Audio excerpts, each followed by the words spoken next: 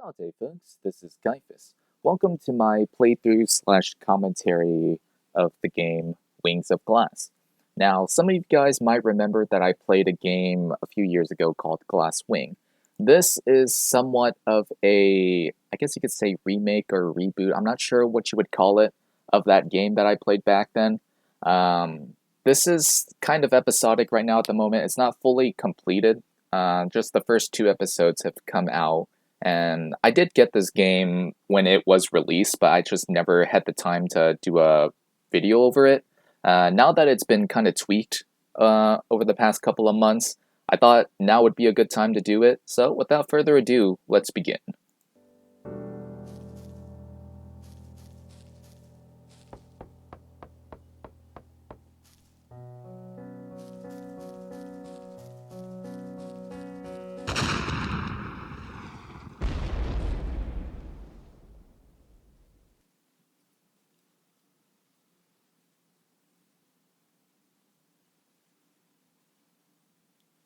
So the name Mayfly belongs to you.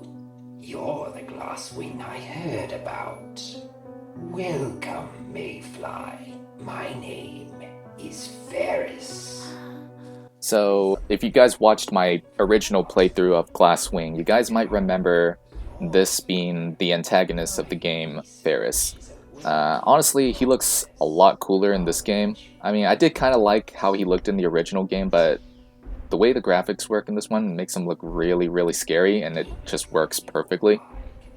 So, sorry that I'm kind of talking over his voice, but basically what he's saying is that he, as a demon, has noticed that like lots of his, let's say, comrades and friends and family have been slowly degenerating and becoming mindless monsters. And during his research, he's trying to say that throughout his whole entire research, what he's noticed is that glass wings do not degenerate for some weird reason, and he believes that the secret is behind their wings, which is why he takes you, and he plans to take your wings in order to do some research. And although it's very interesting, because I played through some of the test builds of this game when it was being developed, and one of the things that he mentions at the end of this, and as well as in the original Glass Wing, he mentions that as a glass wing, just like a crab's arms, they're able to regrow their wings in time. I'm not sure if that's still a thing. That's what I was wondering about, because I remember him mentioning that in both the original and some of the test builds. But I'm not sure if it was still a thing in this, I guess you could say, or was it kind of what's the word I'm looking for? Taken out of lore wise, but I'm not sure how that would be. Sorry, that would be something that we'll have to get some confirmation by the developer about this.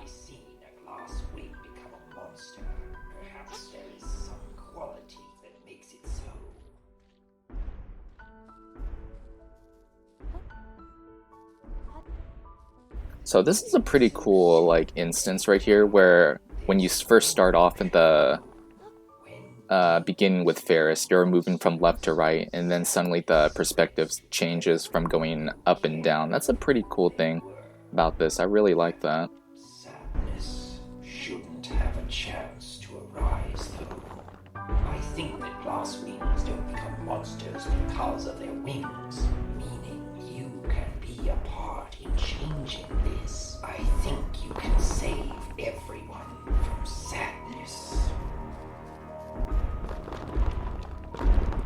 The world needs you to not be the thing you are in order to be a less sad place. I would take away those wings so that, in the future, you can save people from sadness. You will see. I promise. 1, 2, 3, 4, 5, 6. Oh, no. No. Mayfly, come back to me. So here we are. This is where the game officially begins. We fall down this hole, and then as we come up, we will see the first message. The game right here. So this is pretty cool because when this game was first released, it was just the message, and recently, I'm not sure how when this is going to get posted, but you see right here where there's like a little picture right here of the character. That was actually recently added, and when I first played it, they weren't there. So now seeing that there's like a little picture of the character, you do get a good representation of what they're feeling at the time of writing this. So I thought it was a really cool thing that the creator decided to put in.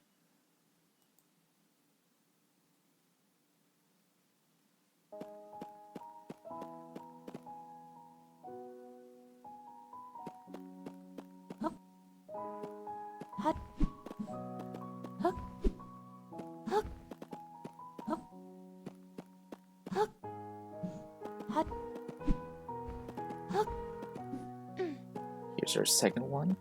So this character, Salty, it's kind of sad seeing like how I think she's a really cute character, and it's kind of sad to see like how it feels like, from what I assume, she things happened, and so she tried to end her life, but when she fell down, let's say she fell down the hole and hit the water, she was a little upset about that. It's kind of, yeah, it's really, really sad to see that.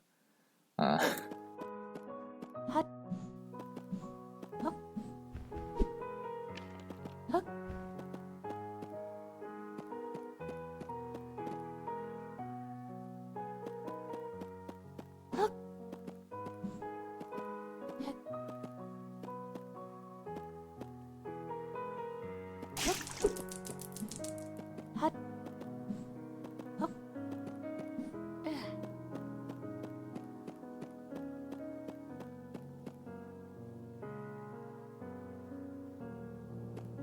Such a sad character.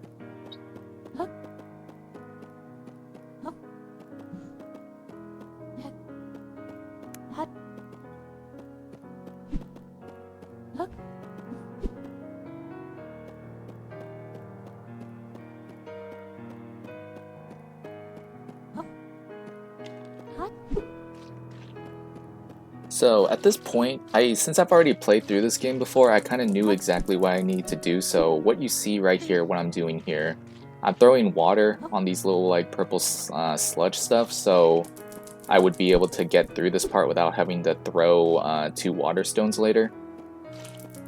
Now at this point right here, this is a pretty interesting thing to see. Earlier when Ferris is talking to you, he's talking about how demons have been slowly degenerating over the year. So at this point, you can see the character Salty here is slowly starting to hit that process. And I mentioned this before when I was talking with the developer about how demons become monsters in this universe. I feel like it's kind of similar to, if you've ever played the Soul series, like in Dark Souls, the Halloween process in that game.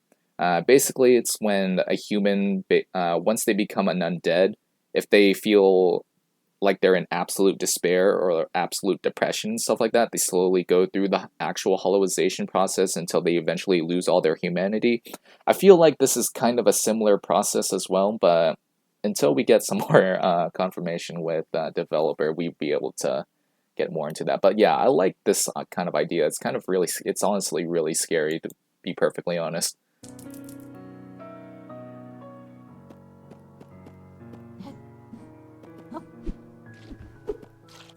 Once again, I'm just throwing some water here.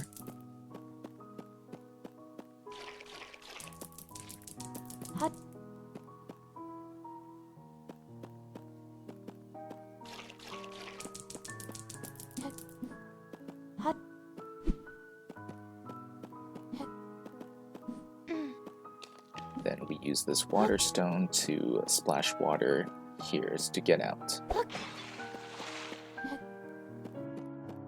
It wasn't me. I'm scared, Emma. Let's see, so you can see by that little picture on the side, she's slowly becoming a monster.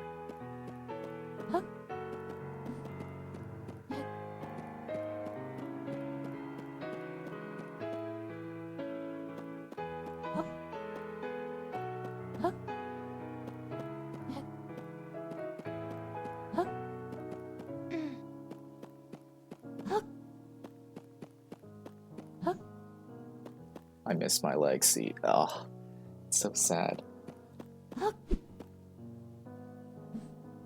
Now, this is the part where you actually meet your first quote-unquote boss fight. Please, what is this? It was a mistake. And as you can see, she's slowly turning into that kind of shark creature right there, as you can see.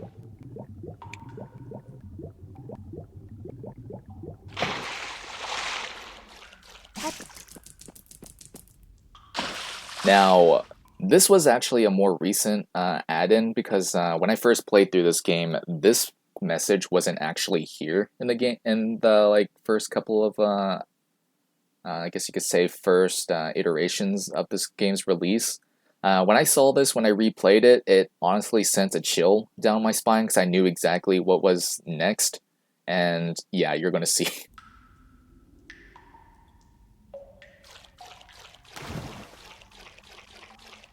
And right there, all those messages from the character Salty, yes, that right there, as you can see in the corner, is Salty after she became a monster.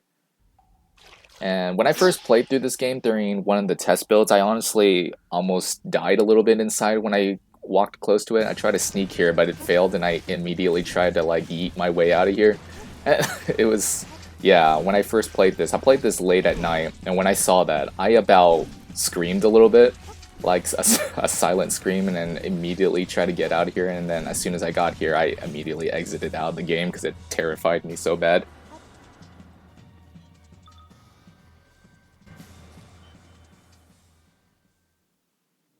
And here we are. We are now outside of the cave, and now we're into the actual part of the forest.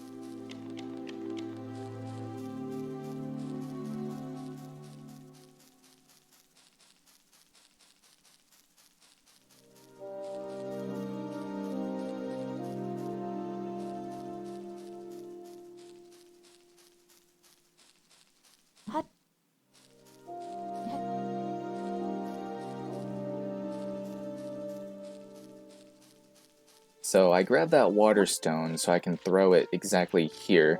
I'm going to need a firestone later to burn the thorns right there that's covering up one of the pillars.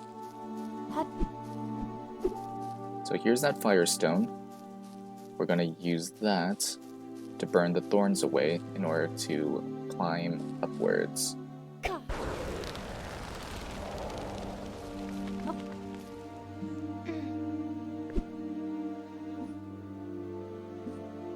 And yeah, I apologize for missing that jump. My controls got kind of wonky a little bit. Yeah, see, like, I'm not sure what happened there when I jumped on that pillar. It looks like I didn't snap onto it properly.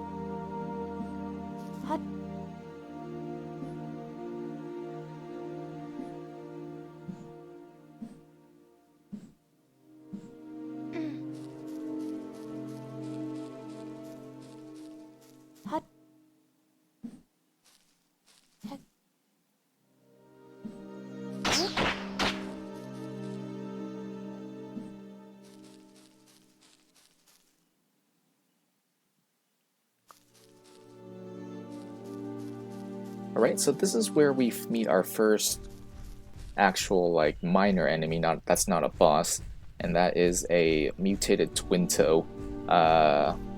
This part of the game can get kind of rough because, like, my sneaking it wasn't really perfect, so I got caught a couple of times, but as you can see here, I did manage to sneak past it perfectly fine.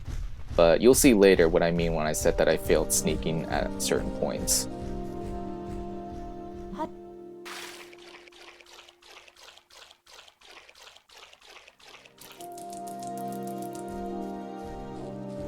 So we need to attract this twin toe here in order to break the vine. those thorns there. And then we're going to need him again in order to break another series of thorns. And then unfortunately I was kind of an idiot at this part and I didn't lure him far enough. And I had to rush back and get their attention here. And yeah, I kind of almost got hit there. And this is the part where I kind of screwed up a lot. So I was trying to get him to break these thorns, and I jumped a little bit too far away so he didn't break the thorns. And then I got destroyed there for a minute. So I ended up having to take this flower and then do it again, and I got hit once again. And I immediately grabbed that flower and tried to get away to ignore that mistake. So you might notice every now and then that I just destroy these like little like shrubs and stuff. There's nothing really to find in the shrubs, but I did destroy a couple of them because I think it might have just been me, but there's a lot of frame rate drops that I noticed while I was playing this, because I think it's just mostly because my laptop's kind of bad. But destroying some of the shrubs did help kind of increase the frames for a little bit, even for a short while. But I think it's also just because, yeah, my laptop's kind of bad and I can't really record a lot of games on it.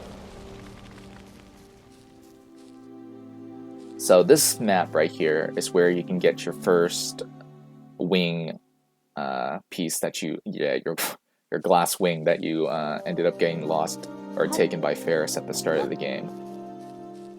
So we just go here to continue the puzzle, and this part right here feels really interesting because I remember, let me pause here. Oops, let me see. Yeah, right here. I remember later on in the game, this is kind of a spoiler, but there's a part where Salty and Illa are talking through messages, and they mentioned something about making a mural about these characters named Comet the Returner, and I can't remember the other character's name off the top of my head. But this part reminded me because I thought that's what they were talking about later on, but I guess it wasn't. And I did notice that these two characters, if I move a little bit closer there in the middle, might actually, I think that's Salty and Illa right there in the middle, because I know Illa was a human and Salty was like that, what was the name of that? Shoot. Oh dang, I can't remember what kind of demon Salty was. It was like, oh, Knifefin, that's what it was. So here's the first message that you can find with the character Illa, and she's talking about how she basically can't handle it anymore, about how the factory kept on falling apart, and so after she was done, she had to leave. But it's kind of a little sad that, yeah, she left, and then probably Salty left as well, and they went their separate ways. I'm not sure. Yeah, like I said, I'm just kind of piecing together all the lore that I'm finding in this game and trying to come up with a story myself. But until then, like I said, I keep on repeating myself. Until we get some confirmation with the creator, I'd be able to piece this story a little bit more efficiently. So we'll get this here. We'll need this torch for later. This is Illa's work jacket.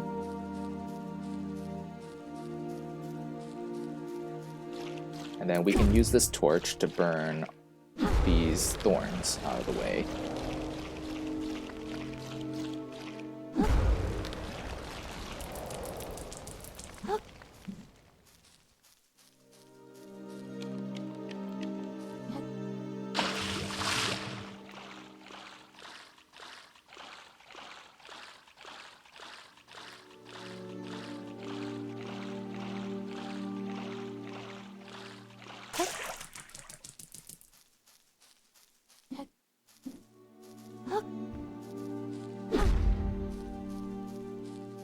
So yep, even with the torch. And this part right here kind of threw me off. I'm not sure if you guys can see it, but like, is this water? Because like, I think it might just be a graphical like goof on my side or what. But like, I did notice it in a couple of the older builds as well. But is this like some kind of like graphical glitch of water? Because like, I went down and there's no like, my torch didn't go out or anything like that. So it always threw me off when I did get past this part.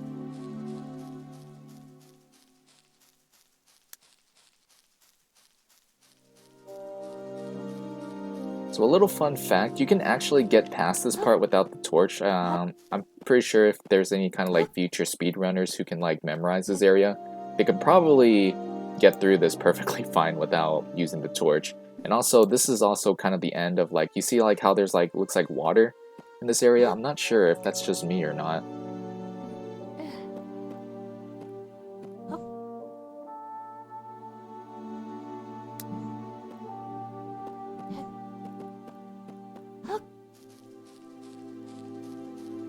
And then up here, we'll just grab this axe. We're gonna need this to chop down some trees.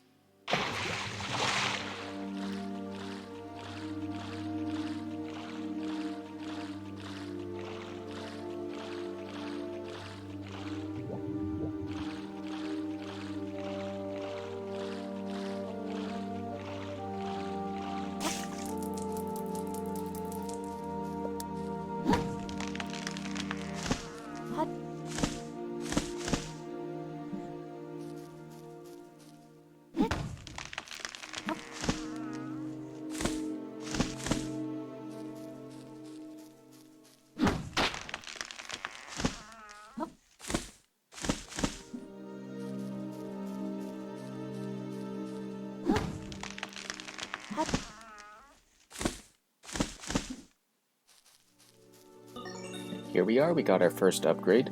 This lets us swim fast in water, and it also lets us do somewhat of a super jump in order to fly up highwards by getting out of water, as you can see here. Alright, so here is the first, I guess you could say, stealth segment of the game. Fortunately, like I said, I was terrible at this and couldn't sneak properly. So as you can see, I got immediately spotted by that twin toe, and I'm trying to like get out of there as fast as I can. And honestly, I am surprised I managed to get out of this area without taking a single hit. See, I should have gotten hit there. So you'll notice here that I started to sneak, because if you look in the top right, Salty shows up.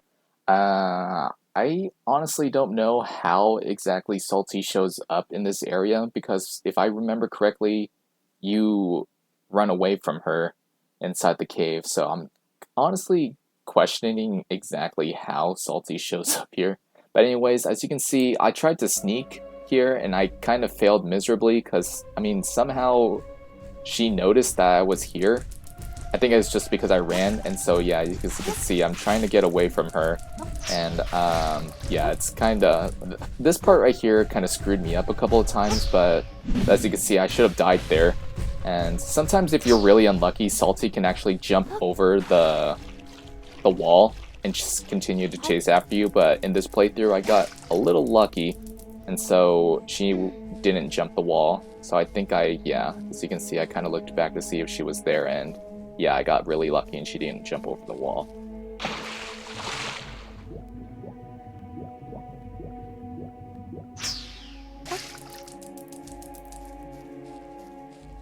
And so here there's just another puzzle that involves chopping some of these trees down. And every now and then when I played through this game, I had some really bad frame drops at this part. I guess I got really lucky at this part during this playthrough, so you might not notice any major frame drops.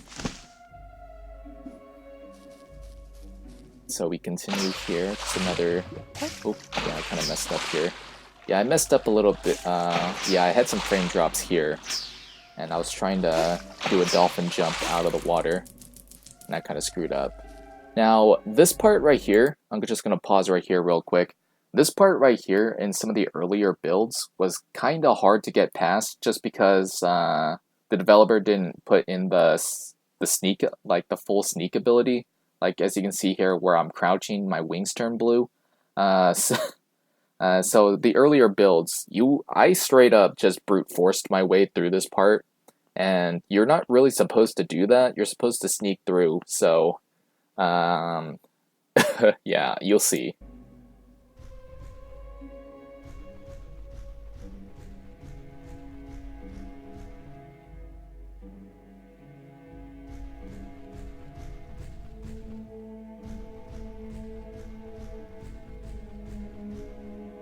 And yeah, like I said, I'm a terrible sneaker, so I kind of screwed up a couple times. So I managed to get past this twin toe here.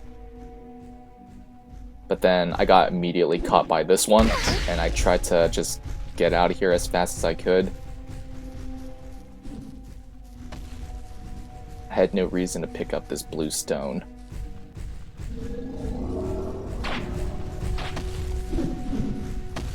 And so here we go, we gotta get through this. I'm honestly surprised I managed to only get hit once during that part. And here is... this room right here has another cutscene, but you'll see what exactly what the cutscene is about. Well, it's not really a cutscene, it's more of an encounter.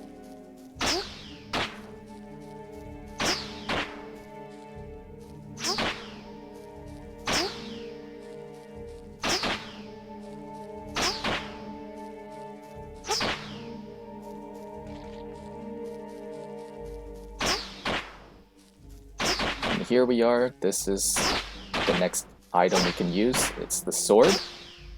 We'll pick that up and we'll trigger this. Sadness and depression. That's my hypothesis. I think that after accruing enough sadness and depression, a demon becomes a monster.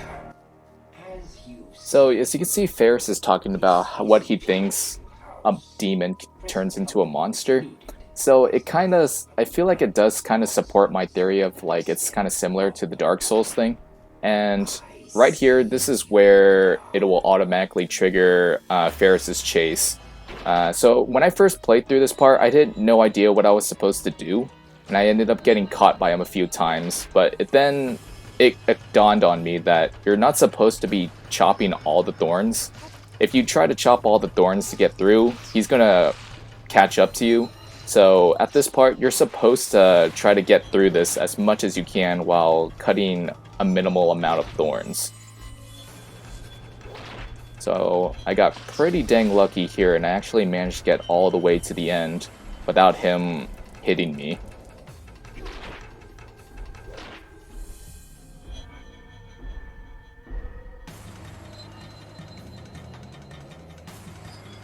And now we are in the next area of the game.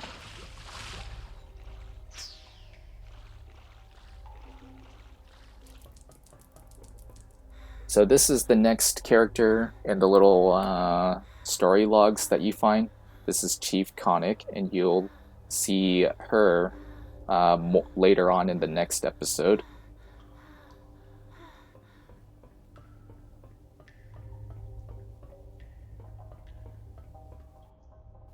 The Magdril Factory. So this is where I'm going to stop the video here. I'll do part 2 of Magdril Factory at another time, but I hope you guys enjoyed this. I'm sorry that I kind of stumbled on my words, but like I said, this is just mostly post playthrough commentary and not really commentary while playing the game. So unfortunately, I wasn't really that good at talking through this.